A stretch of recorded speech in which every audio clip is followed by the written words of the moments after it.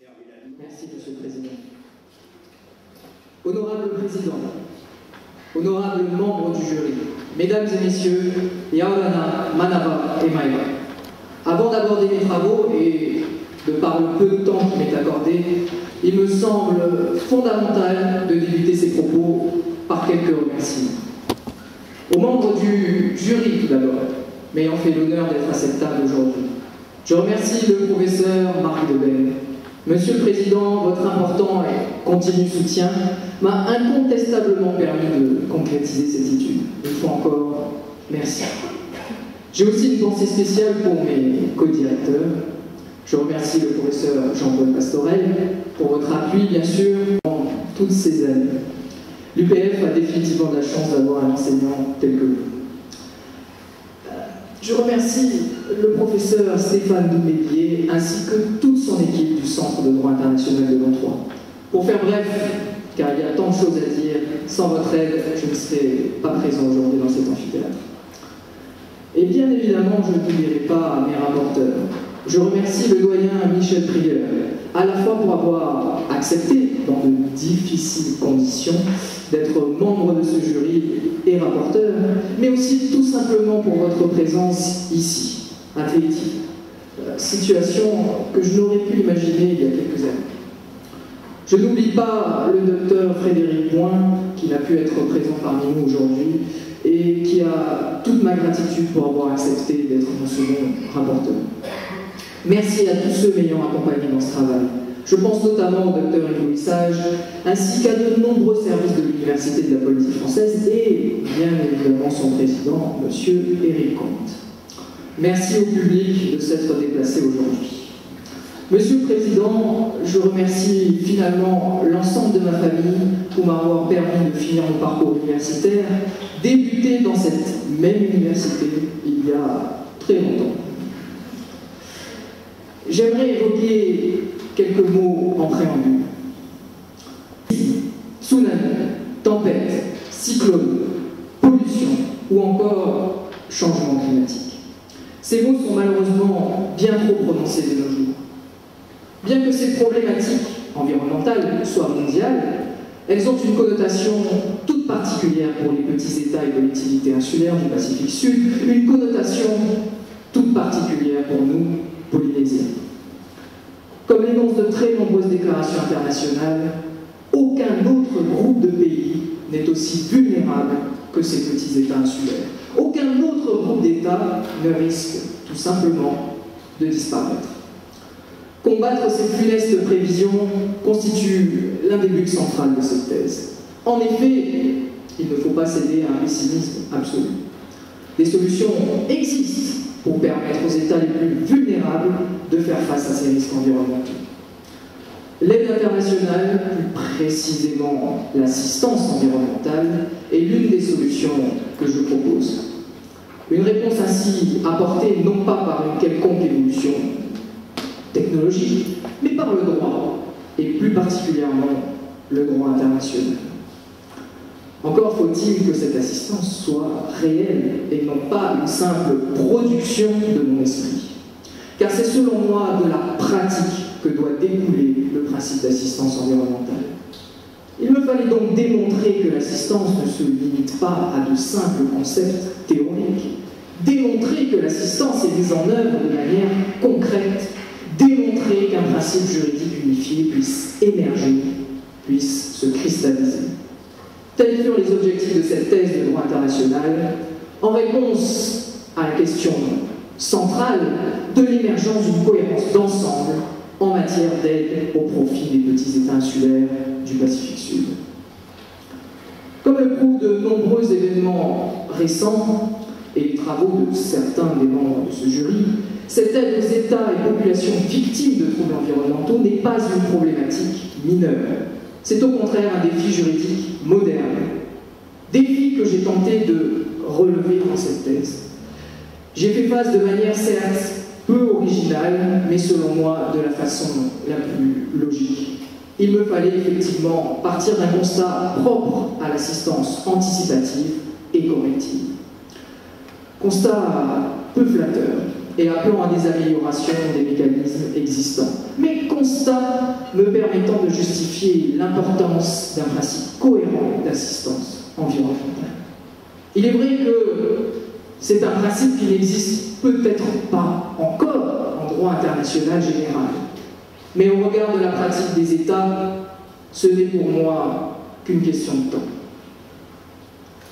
Pour construire cette démonstration, une analyse strictement juridique n'aurait pu, selon moi, être pleinement suffisante. L'étude du droit de l'environnement et droit international de l'environnement nécessite souvent une approche pluridisciplinaire. Et cette thèse ne fait pas exception. En effet, comment promouvoir l'assistance environnementale sans démontrer que les petits États insulaires du Pacifique Sud sont menacés par des risques réels? Bien que n'étant pas un adepte des sciences économiques et encore moins des sciences de la nature, j'espère honnêtement avoir convenablement synthétisé les principales études en la matière. Je tiens à rappeler cette base pluridisciplinaire me paraissait importante pour justifier mes recherches.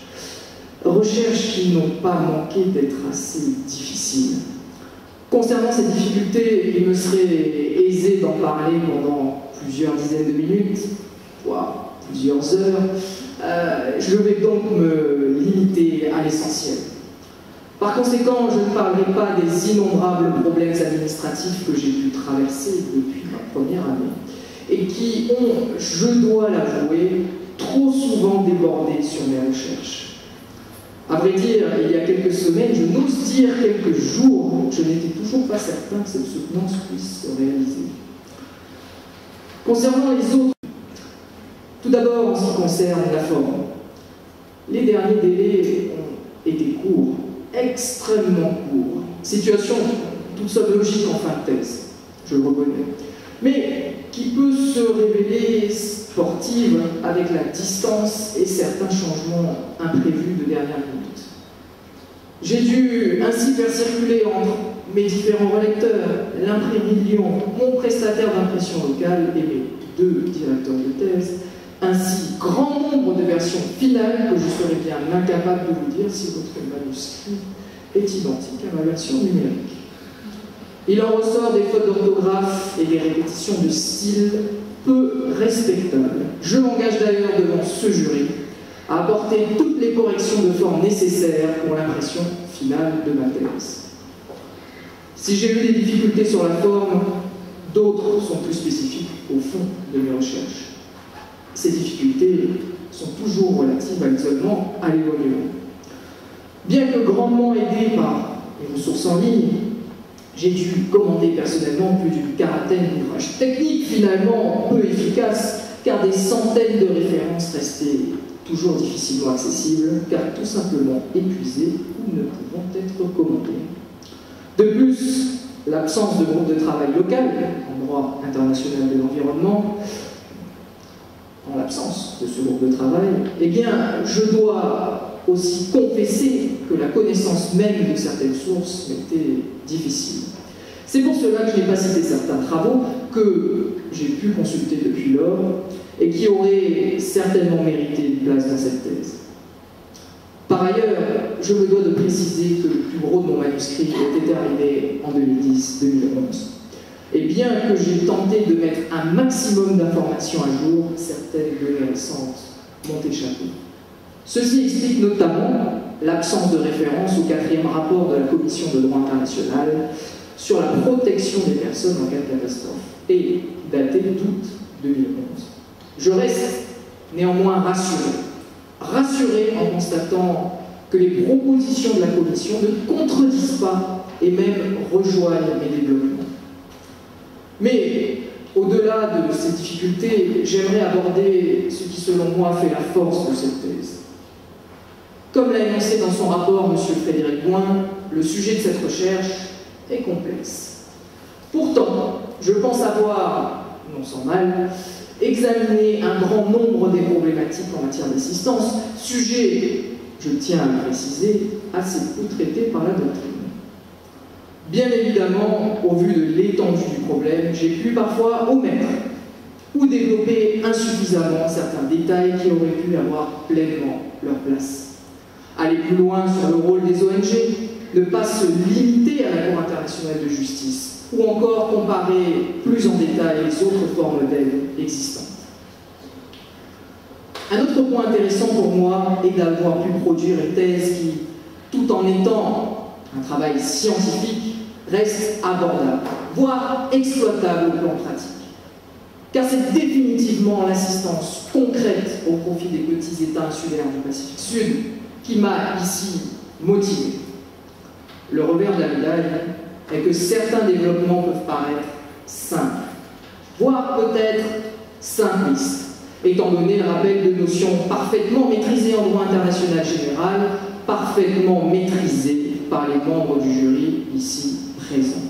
Je reste pourtant convaincu de cette démarche, même si je conviens qu'il aurait été parfois préférable de limiter mes excès didactiques au profit d'un approfondissement de certaines notions. Honorable Président, honorable membre du jury, certains énoncent que dès la fin de la soutenance, les docteurs n'ont qu'une seule envie, ne plus entendre parler de leur thèse. Sachez que ce ne sera pas mon cas. Vos pertinentes observations, ainsi que la grande importance de cette problématique dans le Pacifique, me poussent à continuer à travailler dans cette matière et à améliorer les éléments contenus dans ce travail. Je vous remercie pour votre attention et je m'en remets maintenant à vous.